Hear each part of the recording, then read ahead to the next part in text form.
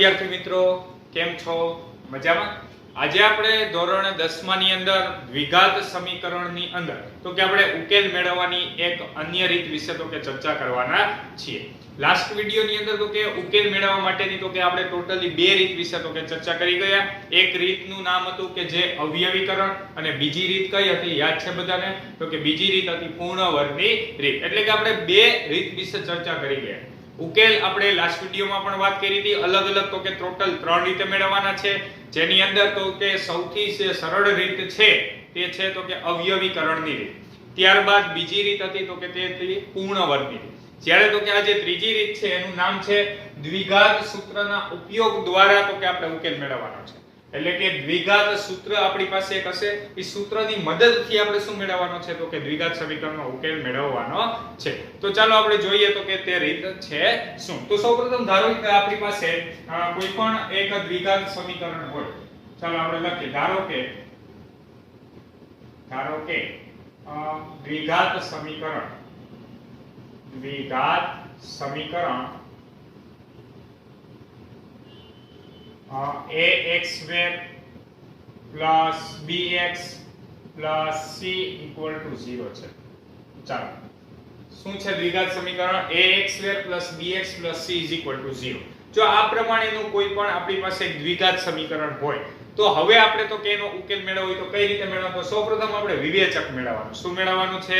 વિવેચક. તો આપણે લખીએ તો કે વિવેચક જે છે બરોબર એને d અથવા ડેલ્ટા દ્વારા દર્શાવે છે. એના દ્વારા? d અથવા ડેલ્ટા દ્વારા. એટલે કે ડેલ્ટા મીન્સ આપણી પાસે આ જે સિમ્બોલ છે તે કેનો છે? ડેલ્ટા. પરંતુ તમારી ટેક્સ્ટ બુકમાં તો કે d દ્વારા દર્શાવેલ છે, બરોબર. અમુક રેફરન્સ બુકની અંદર ડેલ્ટા દ્વારા પણ દર્શાવેલ હોય. તો વિવેચક d શું થાય સૂત્ર? તો કે b² - 4ac. શું થાય? b² - 4ac.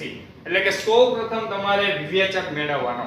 કેમ કે વિવેચક ઉપરથી એના બીજ કઈ કઈ ટાઈપના મળી શકે એના વિશે તો કે આપણે ચર્ચા કરવાના છીએ. કેમ કે ઘણા ક્વેશ્ચન તમને એવા પણ પૂછી શકે, ઉકેલ મેળવવાના નહીં, આના બીજ કેટલા મળે, એટલે કે એક બીજ મળે, બે બીજ મળે કે એક પણ બીજ ન પણ મળે. બીજ મીન્સ ઉકેલ કેટલા મળે, બરાબર. ઉકેલની સંખ્યા તમને એવું પણ પૂછી શકે, ઉકેલની સંખ્યા જણાવો, 0 1 કે 2. ઈ જે નક્કી થાય ઈ આ સૂત્ર ઉપરથી નક્કી થાય. શું છે સૂત્ર? બધા બોલો જી. d b² - 4ac. જ્યાં b શું છે તો કે જે મધ્યમ પદ છે ને ઈ મધ્યમ પદનો વર્ગ માઈનસ 4 ગુણ્યા તો કે a મીન્સ પ્રથમ પદ અને c મીન્સ અંતિમ પદ. તો સૌપ્રથમ આપણે શું મેળવવાનું છે તો કે વિવેચક d b² - 4ac. ચાલો આટલું પહેલા બધાને સમજાણો. તો હવે આની ટોટલ 3 પોસિબિલિટી હોય. કેટલી હોય? 3. તો આપણે લખીએ કે પ્રથમ હું લખું છું વિવેચકની કિંમત. ચાલો અને અહીં તો કે હું લખું છું તો કે બીજના પ્રકાર.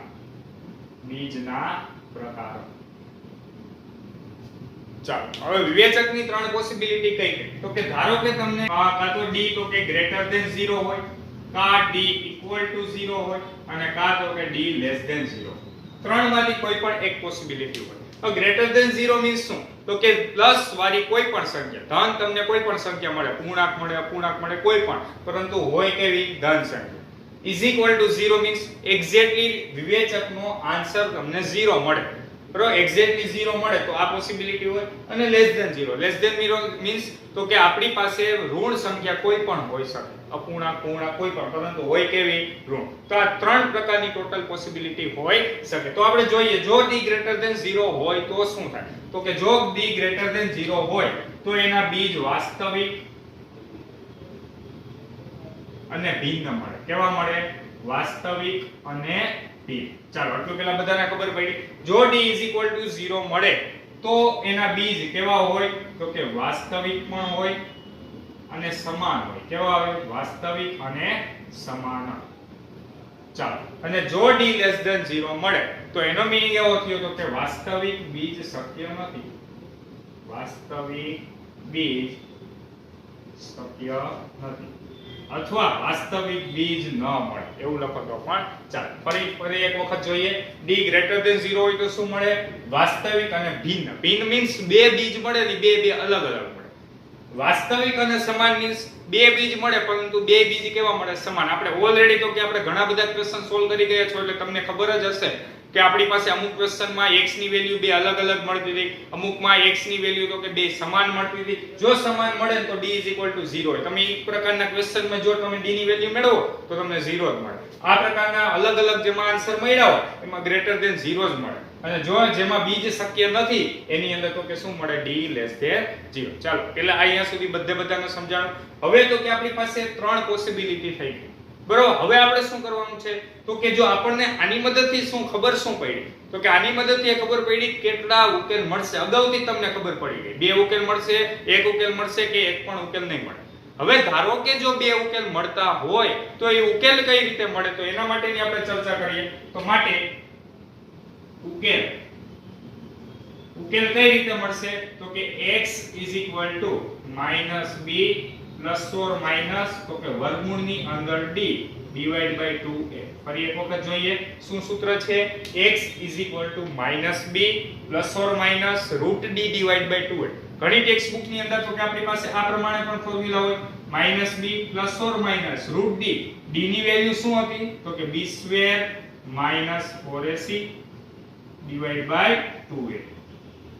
બરાબર. એટલે આ બે ફોર્મ્યુલા સાચી છે. અહીંયા તો કે માત્ર આપણે શું કર્યું છે તો કે d ની વેલ્યુ મૂકી છે. તો એટલા માટે અહીં ઉકેલ x = બોલો ની બધા formula -b plus or minus √d divide by 2a. એવી રીતે અહીં -b plus or minus d ની વેલ્યુ શું હતી, વર્ગમૂળની અંદર b² - 4ac divide by 2a. ચાલો અહીંયા સુધી બધાને ખબર પડી. હવે ધારો કે જો d નો જવાબ 0 આવ્યો, d નો આન્સર શું આવ્યો, 0 આવી ગયો. આ વેલ્યુ શું બની ગઈ, 0. તો એનો ઉકેલ શું બની ગયો, તો કે -b/2a. બરાબર. તો આપણે લખીએ કે જો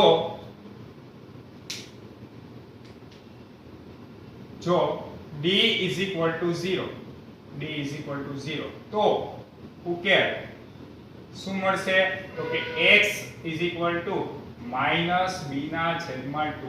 સમજાય છે બધાને? શું કામ, d ની વેલ્યુ 0 આવી, તો પ્લસ ઓર માઈનસ 0 એનાથી કઈ ચેન્જીસ આવશે નહીં. તો એનો આન્સર શું આવે, -b/2a. એટલે કે આપણી પાસે એક જ આન્સર મળે. પરંતુ જો આ d નો આન્સર કંઈક અલગ હોય તો આપણને અલગ અલગ તો કે બે આન્સર મળી શકે. ચાલો સમજાય છે બધાને? તો આ સૂત્ર બધાએ ખાસ તો કે યાદ રાખવાનું છે. કારણ શું છે, તો કે આ સૂત્રની મદદથી તો કે હવે આપણે તો કે આ ક્વેશ્ચન સોલ્વ કરવાના છીએ. હવે આ જે રીત છે ને એનું ખૂબ જ ઇમ્પોર્ટન્ટ છે, બરોબર. એનું કારણ શું, ધારો કે અમુક દ્વિઘાત સમીકરણ એવું આવી ગયું કે એના અવયવ શું પાડવાની તમને ખબર નથી પડતી. ફરી એક વખત બોલું છું, દ્વિઘાત સમીકરણ તમને આપેલું હોય, આપણે કેવી રીતે અવયવ પાડીએ છીએ, તો કે પહેલા અને છેલ્લા પદનો ગુણાકાર કરીએ, બરોબર. એના અવયવે ભાગ પાડીએ કે જેથી કરીને મધ્યમ પદ ગોઠવાઈ જાય. પણ ધારો કે તમને ખબર જ નથી પડતી, એવા ધારો કે અમુક ક્વેશ્ચન એવા આવી ગયા કે જેમાં તો કે ખૂબ જ મોટા પદ હોય, બરોબર. તો એના અવયવ શું પાડવાની ઈ તમને ખબર ન પડે ત્યારે તો કે આ રીત ખૂબ જ અગત્યની છે. કારણ તો કે આમાં અવયવ પાડવાની જરૂર જ ન પડે. ડાયરેક્ટલી આપણે શું કરી નાખવાનું, વિવેચક મેળવી લેવાનું. વિવેચક ઉપરથી સીધી તો કે આ x ની ફોર્મ્યુલા, અથવા વિવેચક પણ ન મેળવો હોય તો ડાયરેક્ટલી તો કે આ ફોર્મ્યુલા યુઝ કરતા નાખવાનું, બરોબર. કારણ આમાં abc ની જરૂરત પડે છે, તો ઈ તો abc તો અહીંયા જ છે, બરોબર. તો એટલા માટે ડાયરેક્ટલી તમે ઉકેલ પણ મેળવી શકો. તો આ પ્રમાણે સીધી તમને x ની વેલ્યુ મળી. એટલે જ્યારે તમને જે સમીકરણની અંદર ઉકેલ એટલે કે અવયવ કયા પાડવા એ જ ખબર ન પડે ત્યારે તો કે આપણે આ સમીકરણની મદદથી તો કે આપણે ઉકેલ મેળવવાના છે. સમજાય છે? તો આ મેથડ જે છે તો કે તે ખૂબ જ અગત્યની મેથડ છે. તો બધાએ ખાસ તો કે આની અંદર બે ફોર્મ્યુલા યાદ રાખવાની છે, વિવેચક d = b² - 4ac અને તો કે બીજું તો કે આ જે ફોર્મ્યુલા છે તે. ચાલો અહીંયા સુધી બધાને સમજાણું. આપણી પાસે બે રિઝલ્ટ છે કે જે ક્યારેક તો કે 1 માર્કના શોર્ટ ક્વેશ્ચનમાં જો અઘરું પેપર કાઢવું હોય બરોબર તો એ પ્રકારના ક્વેશ્ચન મૂકી શકે. તો આપણે એના માટે સૌપ્રથમ તો કે ચર્ચા કરીએ કે જો આપણી પાસે જો abc તો કે સમય સંખ્યા હોય, abc કેવી હોય, સમય સંખ્યાઓ હોય, abc સમય સંખ્યા હોય તથા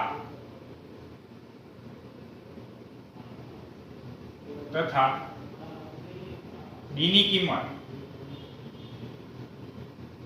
કેવી હોય, ધન હોય, ધન તથા પૂર્ણ વર્ગ હોય. કેવી હોય, પૂર્ણ વર્ગ હોય તો તેમના ઉકેલ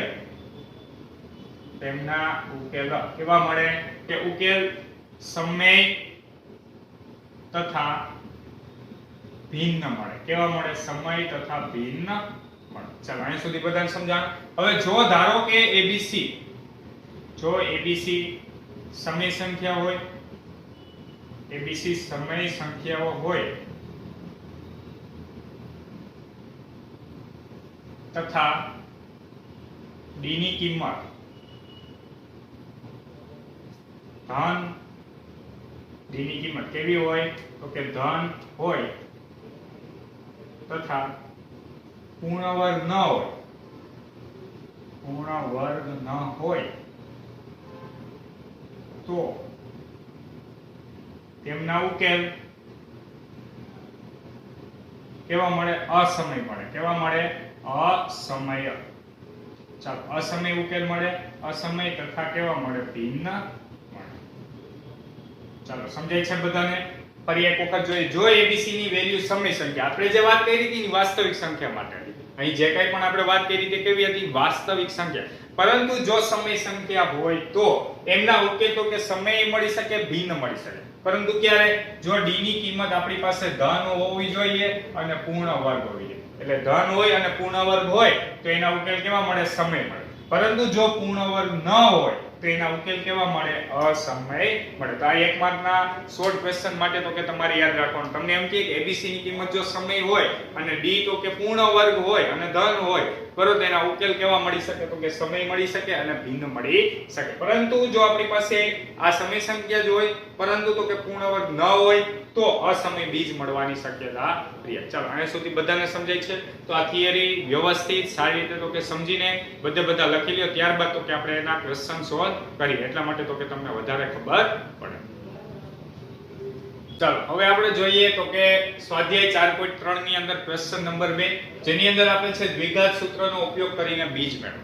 ક્વેશ્ચન નંબર 1 માં આપણે આ જ તમામ ક્વેશ્ચન પૂર્ણ વર્ગની રીતે ગણેલા હતા. જ્યારે ક્વેશ્ચન નંબર 2 માં એના એ જ ક્વેશ્ચન આપણે દ્વિઘાત સૂત્રનો ઉપયોગ કરીને ગણવાના છીએ. બરોબર, બંનેના આન્સર કેવા આવશે? તો કે સમાન જ આવવાના છે. તો ચાલો જોઈએ. પહેલો ક્વેશ્ચન 2x2 7x 3 0. તો આપણે લખીએ આપેલ સમીકરણને. ચાલો, આપેલ સમીકરણને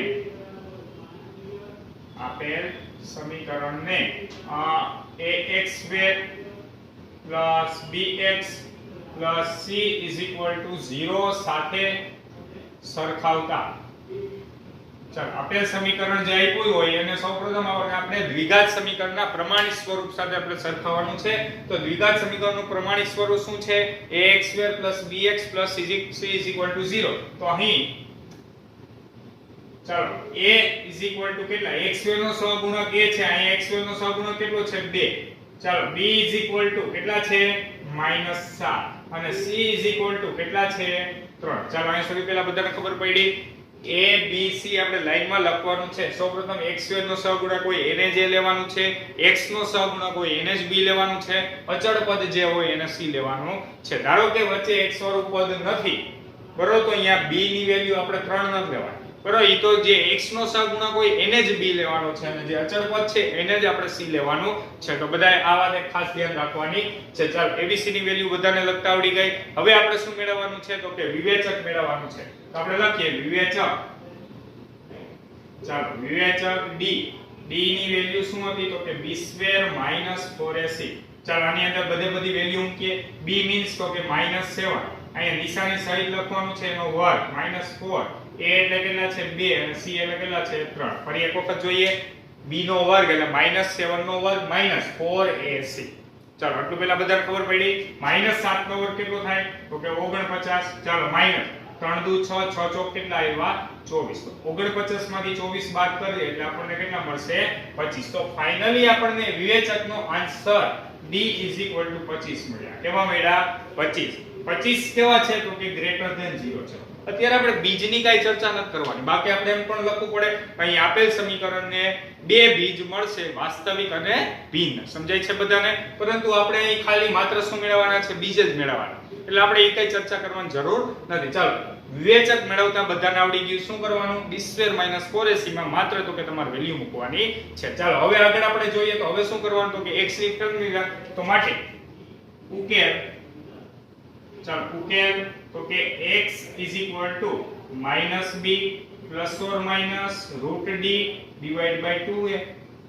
ચલો ફોર્મ્યુલા આવડે બધાને -b ± √d divide by 2a. ચાલો એની અંદર બધી વેલ્યુ મૂકીએ.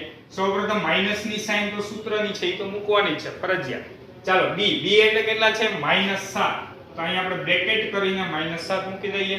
વચ્ચે શું આવ્યું પ્લસ ઓર માઈનસ શું કામ તો કે એક વખત પ્લસ વાળું સૂત્ર ને એક વખત માઈનસ વાળું સૂત્ર આપણે બે અલગ ન લખવા પડે એટલે બે એકમાં ભેગા લખ્યા એટલા માટે પ્લસ ઓર માઈનસ. ચાલો plus or minus √d d એટલે કેટલા છે તો કે 25 નું શું મૂકી દયો વર્ગમૂળ આખા છેદમાં 2 a મીન્સ કેટલા આપેલા છે. ચાલો સમજાણો. માત્ર આપણે શું કહ્યું સૂત્રની અંદર બધી જગ્યાએ પોતપોતાની કિંમત મૂકી. હવે આપણે આગળ સાદુરૂપ આપી માઈનસ કેવા થાય તો કે +7 પ્લસ ઓર માઈનસ. ચાલો √25 નું વર્ગમૂળ કેટલું થાય તો કે 5 થાય છેદમાં કેટલા આવશે 2 દુ 4. ચાલો આટલું બધાને સમજાણો. હવે બધા ખાસ ધ્યાન આપજો. એક વખત પ્લસ ની સાઈન આપવાની એક વખત માઈનસ ની સાઈન આપવાની. તો કેવી રીતે ઉકેલ મળશે તો જુઓ બધાને હાથ +5 એક વખત હું અલગ લખું છું 7 + 5 આખાના છેદમાં 4 અથવા 7 - 5 આખાના છેદમાં 4. એક વખત પ્લસ ની સાઈન વચ્ચે ને એક વખત માઈનસ ની સાઈન વચ્ચે. તો માટે આપણને x બરાબર કેટલા મળ્યા જોવો જી 7 ને 5 12 12 4 અથવા તો x બરાબર કેટલા મળ્યા 7 માંથી 5 જાય એટલે કેટલા વધે 2 ના છેદમાં 4. ચાલો ફાઇનલી આપણને x બરાબર 12 4 કરો એટલે કેટલા મળ્યા 3 અને x બરાબર અહીં 2 4 કરો એટલે કેટલા મળે તો કે 1/2. તો ઓમાં પણ આપણને આ જ આન્સર મળ્યો તો અને આની અંદર પણ એ જ આન્સર મળ્યો x બરાબર 3 અને x બરાબર 1/2. તો માટે લખીએ આપેલ સમીકરણના વાસ્તવિક બીજ ચાલો કયા છે તો કે 3 તથા 1/2 છે. તરત આપણે વાસ્તવિક બીજ લખાય માટે આપેલ સમીકરણના વાસ્તવિક બીજ કયા છે 3 અને 1/2. ચાલો આવડે બધાને. તો સૌપ્રથમ આપણે શું કરવાનું છે તો કે આપણે પહેલા તો કે સૌપ્રથમ abc ની વેલ્યુ મૂકવાની, વિવેચકના સૂત્રમાં એ કિંમત મૂકવાની, વિવેચક મેળવી લેવાનો. જો ગ્રેટર ધેન 0 આવે તો જ આપણે ઉકેલ મેળવવાના છે. જો લેસ ધેન 0 આવે તો અહીંયાથી જ કહી દેવાનું આપેલ સમીકરણના વાસ્તવિક બીજ શક્ય નથી. ચાલો અહીં ગ્રેટર ધેન 0 આવે એટલે સૂત્ર મૂકીને તો કે આપણે સાદુરૂપ આપવાનું છે. સાદુરૂપ બધાને સમજાવવાનું. સાવ એટલે સૌ સિમ્પલ જ છે. -+7 પ્લસ ઓર માઈનસ 25 નું વર્ગમૂળ. 25 નું વર્ગમૂળ કેટલું થાય 5 છેદમાં 2 દુ 4. ચાલો એક વખત પ્લસ સાઈન એક વખત માઈનસ સાઈન એપ્લાય કરી દયો એટલે આપણને તો કે અલગ બે વેલ્યુ મળી જાય. તો ફાઇનલી તો કે આપણી પાસે બે આન્સર મળ્યા. ચાલો આવડી ગયું બધાને. તો હવે આપણે આ બધા ક્વેશ્ચન લખી લો ત્યારબાદ તો કે આપણે જોઈએ બીજો ક્વેશ્ચન. હવે આપણે જોઈએ તો કે બીજો ક્વેશ્ચન એમાં શું આપેલ છે તો કે 2x² + x - 4 = 0. ચાલો તો સૌપ્રથમ આપણે દ્વિઘાત સમીકરણના પ્રમાણિત સ્વરૂપ સાથે સરખાવીએ તો આપણને શું મળશે તો કે અહીં a ચાલો કેટલા મળ્યા 2, b કેટલા મળશે તો કે +a અને c કેટલા મળશે -4. ચાલો પહેલા abc બધાને લખતા આવડે. હવે આપણે શું કરવાનું છે તો કે વિવેચક. તો આપણે લખીએ વિવેચક d ચાલો સૌપ્રથમ સૂત્ર b² - 4ac.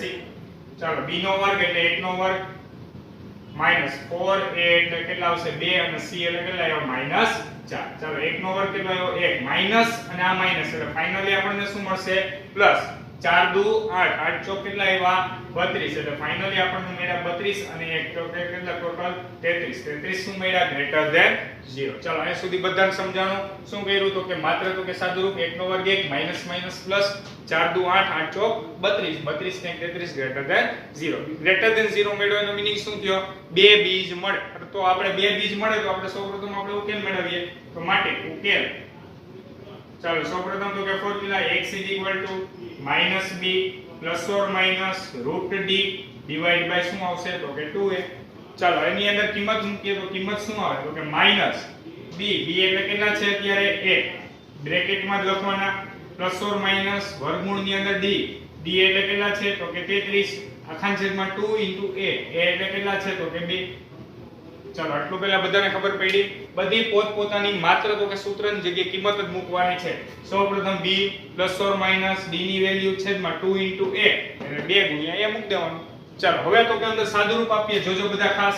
તો અહીંયા ફાઇનલી આપણને શું મળ્યું તો કે -1 પ્લસ ઓર માઈનસ એટલે કે અહીંયા હું પ્લસ છૂટા પાડી દઉં છું 33 નું વર્ગમૂળ, હમણાં આગળના ક્વેશ્ચન એવું હતું 25 નું વર્ગમૂળ 5 થાતું, 33 નું વર્ગમૂળ નીકળતું નથી. તો જેનું વર્ગમૂળ ન નીકળે એને વર્ગમૂળમાં એમનેમ જ રાખવાનું. તો આપણે √33 એમનેમ જ રાખવાના છે છેદમાં 2 દુ કેટલા આવી ગયા 4. અથવા તો કે બીજો આપણે ઉકેલ મેળવીએ. ચાલો તો -1 માઈનસ એક વખત પ્લસ આપી દીધા, બીજી વખત શું આપવાના માઈનસ. √33 એમનેમ જ આવશે, આખાના છેદમાં કેટલા આવ્યા 2 દુ ને 4. ચાલો આવડી ગયું. તો આપણે લખીએ માટે આપેલ સમીકરણના બીજ, આપેલ સમીકરણના બીજ ચાલો કયા કયા છે તો કે -1 +√33 આખાના છેદમાં 4 તથા માઈનસ ની નિશાની જો તમે કોમન કાઢી લો તો અંદર શું વધે 1 +√33 આખાના છેદમાં 4 છે. અને આ ન કરો અને ડાયરેક્ટલી આનું આ બીજ લખ નાખો તો પણ ચાલે. ચાલો સાવ એટલે સાવ સિમ્પલ ક્વેશ્ચન છે. સૌપ્રથમ શું કરવાનું તો કે d ની વેલ્યુ ચાલો એની ઉપરથી તો કે સૂત્રમાં કિંમત મૂકવાની છે. જો વર્ગમૂળ નીકળે તો વર્ગમૂળ કાઢવાનું, વર્ગમૂળ ન નીકળે તો એ પાર્ટ એમનામ જ રાખવાનો છે. ચાલો આવડી ગયું બધાને. એની પછી જોઈએ તો કે આપણે ત્રીજો ક્વેશ્ચન, ત્રીજા ક્વેશ્ચનમાં આપણને શું આપેલ છે તો કે 4x² + 4√3x + 3 = 0. તો સૌપ્રથમ આપણે લખીએ અહીં ચાલો a બરાબર કેટલા છે જોવો જી બધા 4, b બરાબર કેટલા છે જોવો જી સંખ્યા બધી લખવાની એટલે 4√3 અને c બરાબર કેટલા છે 3. ચાલો abc લખતા આવડે. હવે આપણે શું મેળવવાનું છે વિવેચક. તો આપણે વિવેચક લખીએ. તો વિવેચક કેવી રીતે મળશે તો કે d બરાબર b² - 4ac. ચાલો b નો વર્ગ એટલે કે 4√3 એનો આખાનો શું કરવાનો સ્ક્વેર -4 a એટલે 4 c એટલે 3. ચાલો હવે આનો વર્ગ આપણે કેવી રીતે કરવો પૂર્ણ વર્ગમાં આપણે શીખી ગયા છે. કઈ રીતે વર્ગ કરવાનો યાદ છે બધાને? તો કે સૌપ્રથમ તો કે 4 નો વર્ગ, 4 નો વર્ગ કેટલો થયો 16, √3 નો વર્ગ કેટલો થાય 3 એટલે કે 16 તેરી કેટલા આવ્યા 48 માઈનસ ચોકે 16 તેરી કેટલા આવ્યા 48. તો 48 માંથી 48 ગયા તો શું મળ્યું 0. તો અહીંયા શું મળ્યો બીજો કેસ મળ્યો. જોવો જી બધા હમણાં શું આપણે યાદ રાખ્યું હતું ગ્રેટર ધેન 0 મળે ને તો બે અલગ અલગ બીજ આવે. જો =0 મળે તો એના બીજ કેવા મળશે એક જ બીજ મળશે. મળે બે પરંતુ બે કેવા મળે સમાન બીજ મળે. ચાલો આપ સમજાય છે. તો હવે આપણે લખીએ માટે ઉકેલ x =-b ±√d / 2a. ચાલો અંદર વેલ્યુ મૂકીએ. સૌપ્રથમ માઈનસ ની સાઈન એમનો b એટલે કેટલા છે તો કે 4√3 બ્રેકેટમાં મૂકી દઈ ± d એટલે કેટલા છે 0, 0 નું વર્ગમૂળ છેદમાં તો કે 2 * a એટલે કેટલા છે 4.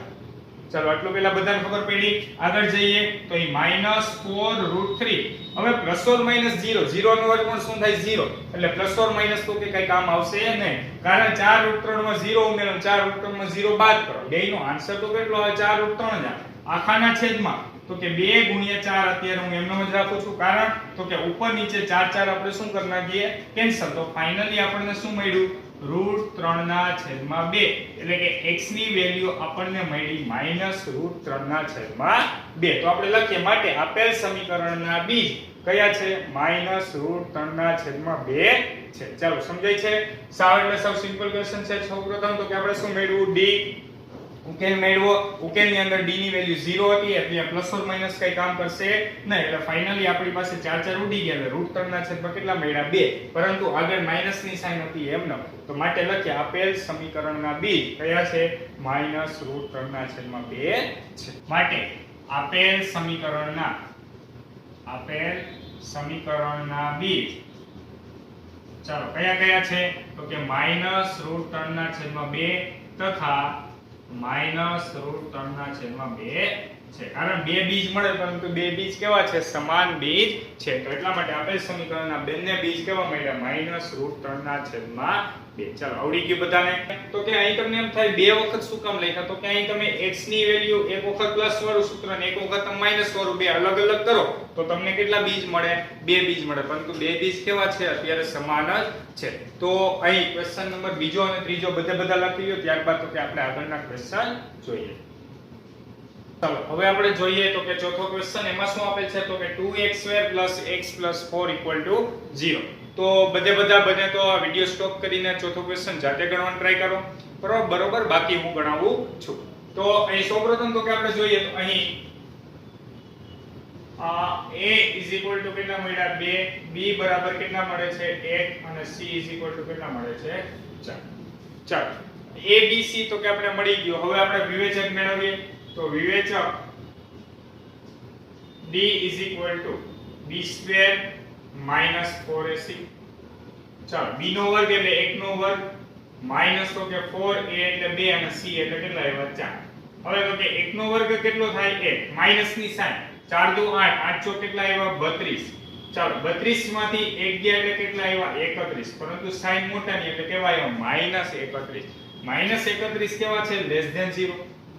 ફરી એક વખત આખું જોઈ b નો વર્ગ માઈનસ 4ac બરાબર 1 માંથી 32 ગયા 32 માંથી 1 ગયા એટલે 31, પરંતુ નિશાની મોટાની એટલે માઈનસ 31. હવે તો કે માઈનસ 31 આવ્યા. હવે આપણું ઉકેલ મેળવવાનું સૂત્ર શું હતું minus b plus or minus root d એટલે કે વર્ગમૂળની અંદર માઈનસ 31. હવે વર્ગમૂળ કોઈ પણ સંખ્યાનું આપણે જો કાઢવું હોય તો ધન સંખ્યાનું જ વર્ગમૂળ નીકળે, માઈનસ વાળી સંખ્યાનું વર્ગમૂળ આવે નહીં. એટલે કે હકીકતની અંદર વાસ્તવિક સંખ્યાની અંદર તો કે શક્ય નથી બરોબર. બાકી 11 સાયન્સ ની અંદર તો કે સંકર સંખ્યા એક ચેપ્ટર કરીને આવે એની અંદર તો કે આપણે માઈનસ વાળી સંખ્યાનું પણ આપણે વર્ગમૂળ કાઢીએ, પરંતુ વાસ્તવિક સંખ્યા સુધી તમારે ભણવાનું આવે છે તો એટલા માટે આપણી પાસે માઈનસ વાળી જે સંખ્યા છે બરોબર એનું વર્ગમૂળ કાઢીએ તો એના વાસ્તવિક ઉકેલ મળતા નથી. તો એના ઉકેલ કેવા મળે તો કે સંકર સંખ્યા ટાઈપના ઉકેલ મળે છે બરોબર. એટલે સમજાય છે બધાને. તો આપણે અત્યારે 10મા ધોરણ સુધી ક્યાં સુધી ભણવાનું છે તો કે વાસ્તવિક બીજ સુધી. તો વાસ્તવિક ઉકેલ તો કે આનો શક્ય નથી. તો એટલા માટે તો આપણે લખીએ અહીં વિવેચક d less than 0 હોવાથી આપેલ સમીકરણને તો કે વાસ્તવિક બીજ શક્ય નથી. ચાલો આવડી ગયું બધાને. આપેલ સમીકરણને વાસ્તવિક બીજ શક્ય નથી બરોબર. તો કે ઓલરેડી તો કે આપણે ચોથો ક્વેશ્ચન પૂર્ણ વર્ગની રીતે ગણ્યો હતો. એની અંદર પણ આપણે એવું કીધું હતું તો કે ડાબી બાજુ એક સંખ્યાનો વર્ગ હતો અને જમણી બાજુ શું હતી તો કે માઈનસ સંખ્યા. એટલે આપણે એમાં શું કારણ લખ્યું હતું તો કે કોઈ પણ સંખ્યાનો વર્ગ હંમેશા ધન હોય, ઋણ હોઈ શકે નહીં. એટલા માટે તો કે એની અંદર પણ વાસ્તવિક બીજ શક્ય નતો. તો ઈ 4 ક્વેશ્ચન પૂર્ણ વર્ગથી ગણ્યા હતા. અત્યારે આ ઈ જ 4 ક્વેશ્ચન તો કે આપણે દ્વિઘાત સૂત્રનો ઉપયોગ કરીને ગણેલ છે. ચાલો સમજાય છે. તો સાવ એટલે સાવ તો કે આ સિમ્પલ મેથડ જ છે. માત્ર તો કે તમને સૂત્ર આવડવું જોઈએ, સૂત્રની અંદર કિંમત મૂકો અને એનું સાદુરૂપ આપો એટલે તમને ડાયરેક્ટલી તો કે x ની વેલ્યુ મળી છે. ચાલો હવે ત્યારબાદ તો કે આપણે જોઈએ ક્વેશ્ચન નંબર 3. એમાં શું આપે છે તો કે નીચેના સમીકરણના બીજ મેળવો. હવે તો કે આના બીજ તમારે જાતે જ મેળવવાના છે. માત્ર તો કે હું તમને સમીકરણ બનાવી દઉં છું, એટલે કે દ્વિઘાત સમીકરણનું પ્રમાણિક સ્વરૂપ સુધી ગોઠવી દઉં, ત્યારબાદનું તો કે વર્ક તમારે જાતે કરવાનું છે. તો ચાલો પહેલો ક્વેશ્ચન જોઈએ. તો અહીં પહેલો ક્વેશ્ચન શું આપેલ છે તો કે x - 1/x = 3. ચાલો આનું સાદુરૂપ કઈ રીતે આપવાનું છે તો કે સૌપ્રથમ તો કે આ x છે હું લસા લઈ લો એટલે x આ ગુણાકારમાં આવે તો માટે આવું લખી શકું x નો સ્ક્વેર -1.